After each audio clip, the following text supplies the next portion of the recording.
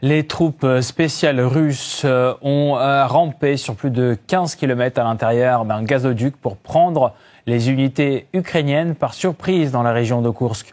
Après son incursion dans cette zone à l'été 2024, l'Ukraine est en train de perdre pied dans cette poche qu'elle voyait comme un atout stratégique en vue d'éventuelles négociations.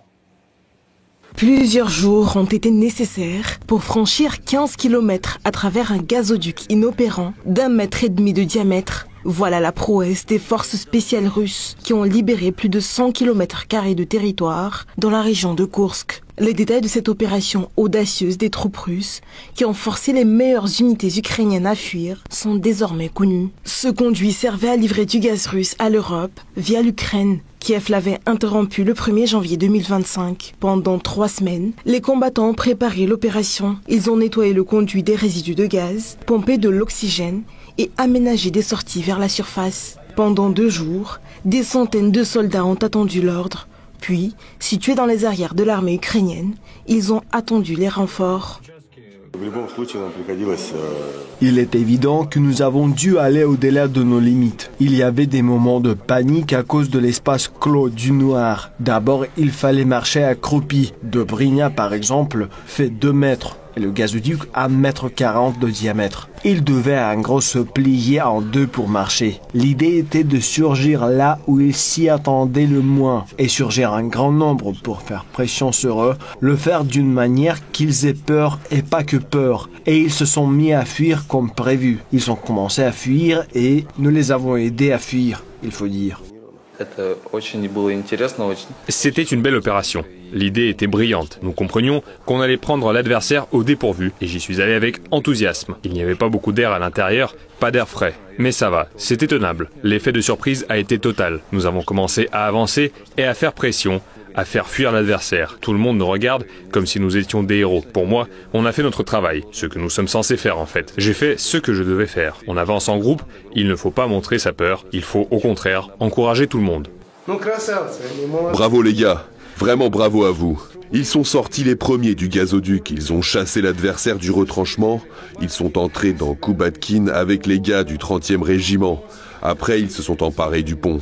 Bref, ils ont malgré tout défendu la localité jusqu'à ce que les unités des 3 secteurs les rejoignent.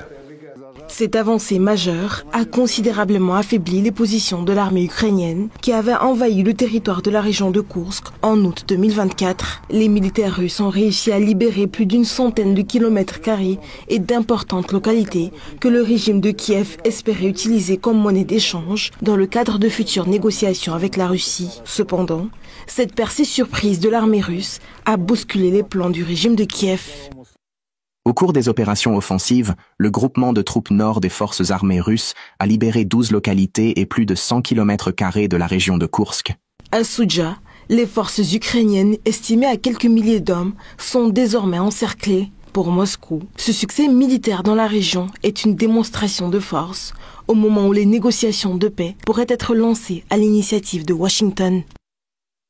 Un soldat de la 82e brigade ukrainienne répondant au nom de Guerre Crime explique que la situation est difficile car les Russes contrôlent les routes logistiques. Au fur et à mesure que les troupes russes libèrent les territoires précédemment occupés par l'armée ukrainienne dans la région de Koursk, elles découvrent de nombreux cas de crimes qui ont été perpétrés par le régime de Kiev sur les civils russes. Le comité d'enquête de Fédération de Russie a notamment ouvert une procédure pénale pour terrorisme à la suite du meurtre de civils dans le village de Pogrebki, dans la région de Koursk. Au moment où les soldats sont sortis du tunnel, il y a eu une combinaison de 3 attaques venant de l'extérieur, si bien que les Ukrainiens ont été pris à la fois ont été pris par l'extérieur et par l'intérieur à revers.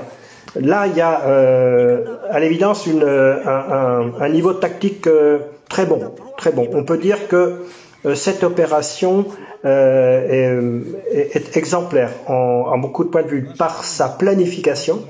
Les planificateurs ont été, à mon avis, très bons et par son exécution, évidemment. Depuis un certain temps déjà, la garnison de Soudja était isolée. Sur le plan logistique, elle recevait quasiment plus de matériel ni de renfort. Le gouvernement ukrainien, enfin les otano-kieviens, on va dire, avaient conçu cette manœuvre de Koursk à l'origine pour s'emparer de la centrale nucléaire, et puis finalement, comme ils ont été arrêtés, eh bien ça s'est transformé en tenir à tout prix pour pouvoir avoir quelque chose dans sa besace à négocier le moment venu. Donc là, ce sont ces dernières espoirs